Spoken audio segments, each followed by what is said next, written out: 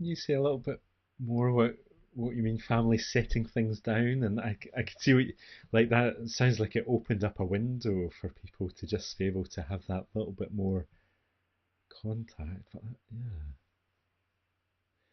That's an, I think it's an amazing and very necessary thing. And it's one of the things that's hugely problematic with dementia or with any degenerative disease like Parkinson's, where someone's capacities change so drastically.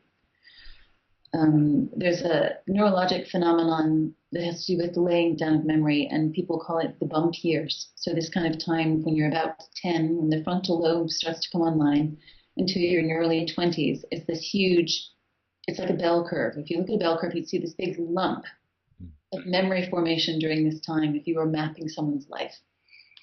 And then that slows down, and that time is about people defining who they are for themselves.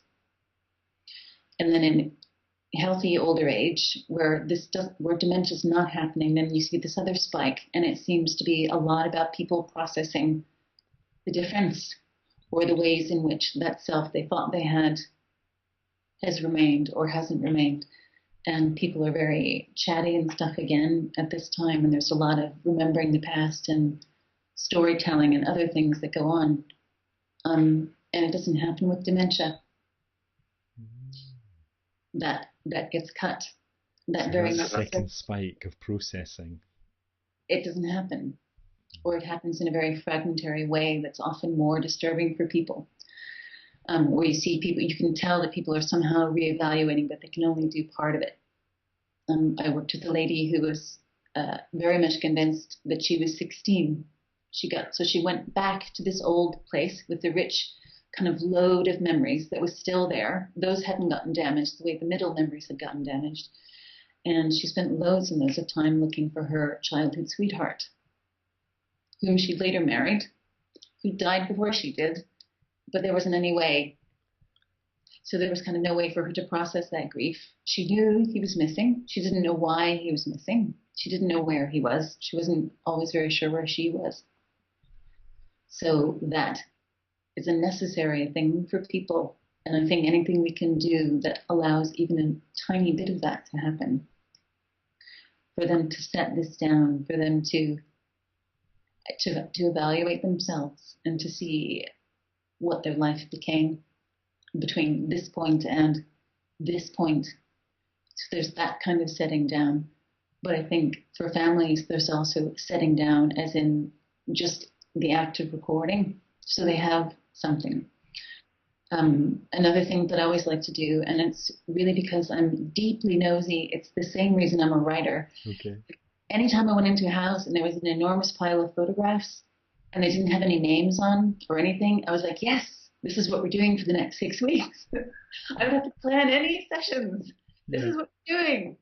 We're going through this box and we're naming all these people, and we're then giving this person something to talk to carers and family about. This is your Uncle Joe. He died before you were born. You didn't ever get to meet him. You have his eyes, this kind of stuff. And I had seen the same in my grandmother's house, because she had one of those old styrofoam ice chests before people had the proper, coolers. They had styrofoam ones. Styrofoam, yes. Yeah, and it was full of pictures. And for us, this was this great thing to get to dig in and pull out this picture and be like, who is this? We don't know who this person is. And we found a cousin's birth certificate once, all these things that had been missing.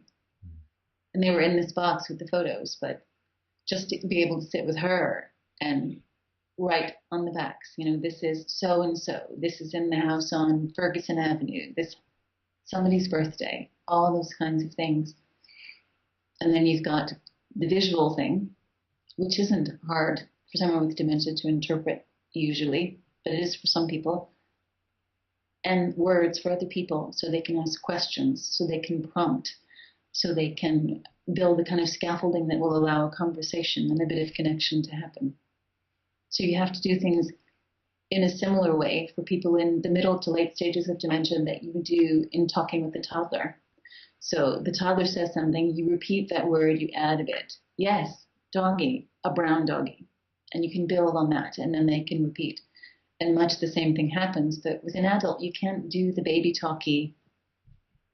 Yeah. It's not right. It doesn't work. It's offensive. So having a picture and somebody can say, oh, that's Joe. And then you can say, was Joe your brother? Yes. Your older brother, your younger brother, 3 years younger than me. And then you've got enough to get started. So very often stories grew out of that and books grew out of that.